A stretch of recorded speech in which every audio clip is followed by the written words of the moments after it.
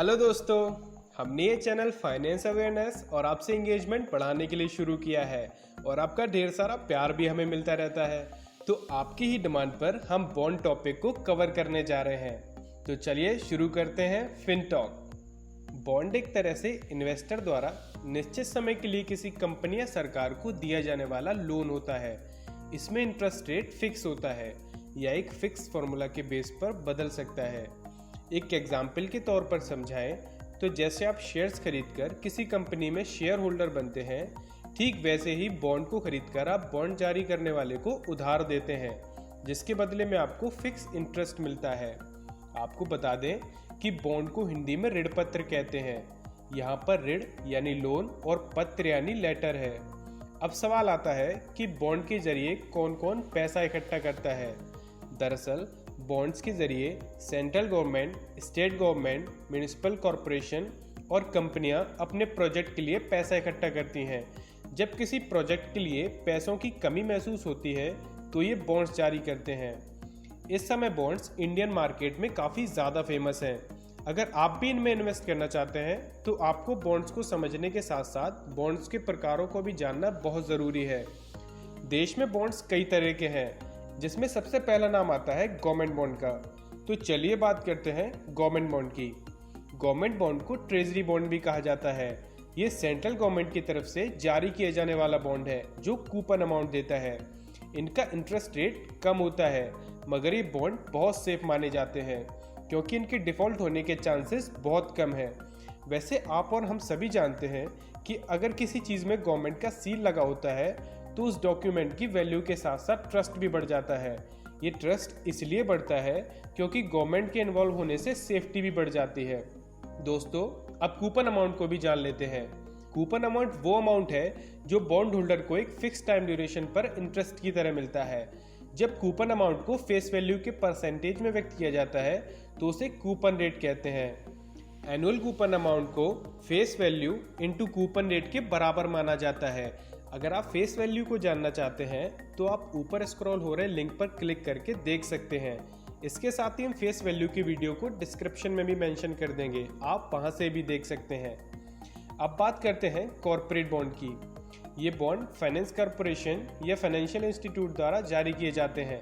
ज़्यादातर इन बॉन्ड्स के जरिए ऑनगोइंग ऑपरेशन, M&A तथा बिजनेस एक्सपेंशन के लिए ज़रूरी फाइनेंस होता है।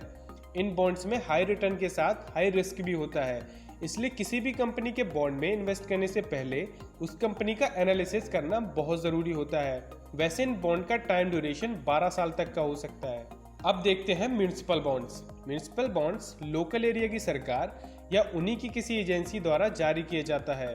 सेबी के अनुसार म्युनिसिपल बॉन्ड को पब्लिक के लिए जारी करने से पहले 3 साल की मैच्योरिटी पीरियड की ज़रूरत होती है। इन बॉन्ड्स को भी एक सेफ इन्वेस्टमेंट माना जाता है। अब बात करते हैं हाई यील्ड बॉन्ड की। ये बॉन्ड्स उन कंपनियों द्वारा जारी किए जाते हैं जिन्होंने मार्केट में नई एंट्री की होती है। ये बॉन्ड्स भी अच्छे रिटर्न देते हैं, मगर इनमें रिस्क काफ़ी ज़्यादा होता है। अगला है टैक्स सेविंग बॉन्ड। ये बॉन्ड उन इन्वेस्टर्स के लिए है जो लंबे समय तक बचत के साथ ही टैक्स बेनिफिट भी पाना चाहते हैं। अगला है जीरो कूपन बॉन्ड। ये बॉन्ड किसी भी कूपन को पे नहीं करता है, इसके बजाय कुछ डिस्काउंट देता है। अब देखते हैं कन्वर्टिबल बॉन्ड। जैसा कि इसके नाम से ही पता चलता है कि ये बॉन्ड कन्वर्ट होता है। ये बॉन्ड इन्वेस्टर्स के डिसीजन के अनुसार इक्विटी में भी बदले जा सकते हैं। अगला है financial institute and banking bonds. ये bonds financial institute and banks द्वारा जारी किए जाते हैं। फिर आता है इंटरनेशनल बॉन्ड्स। ये बॉन्ड फॉरेन करेंसी में और फॉरेन कंट्रीज में जारी होते हैं। दोस्तों, अब हमने ये तो जान लिया कि बॉन्ड्स क्या होते हैं, कितने प्रकार के होते हैं। तो केवल यही जानकारी इन्वेस्टमेंट के लिए काफ़ी नहीं होगी। इसके लिए हमें बॉन्ड्स में इन्वेस्ट करने की एलिजिबिलिटी एंड अप्लाई प्रोसेस को भी समझना होगा। किसी भी प्रकार के बॉन्ड को खरीदने के लिए एप्लीकेंट के पास इंडियन सिटीजनशिप होना ज़रूरी है। अगर एप्लीकेंट नाबालिग है तो एप्लीकेंट अपने माता पिता के नाम से भी बॉन्ड खरीद सकता है, पर माता पिता भी इंडियन सिटीजन होने चाहिए। बॉन्ड में इन्वेस्टमेंट के लिए आपको अपने नज़दीकी बैंक ब्रांच से कांटेक्ट करना होगा।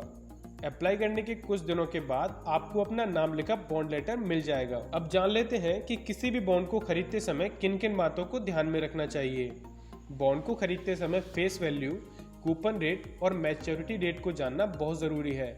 इन चीज़ों को समझने के बाद आपको बॉन्ड्स में इन्वेस्ट करने में ज़्यादा परेशानी नहीं होगी। फेस वैल्यू आपको बॉन्ड मैच्योर होने पर मिलने वाली राशि की जानकारी देता है।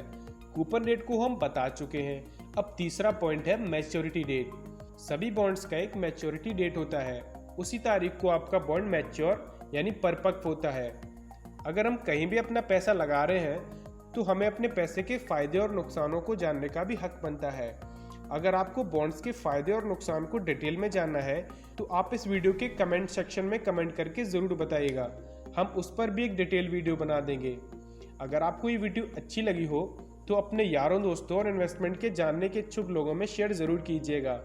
दोस्तों, यहाँ पर हमारा वीडियो समाप्त होता है। ऐसे इन्फॉर्मेटिव वीडियो के लिए आप हमारे चैनल को सब्सक्राइब कर सकते हैं। वीडियो देखने के लिए और हमसे जुड़े रहने के लिए आपका बहुत बहुत शुक्रिया।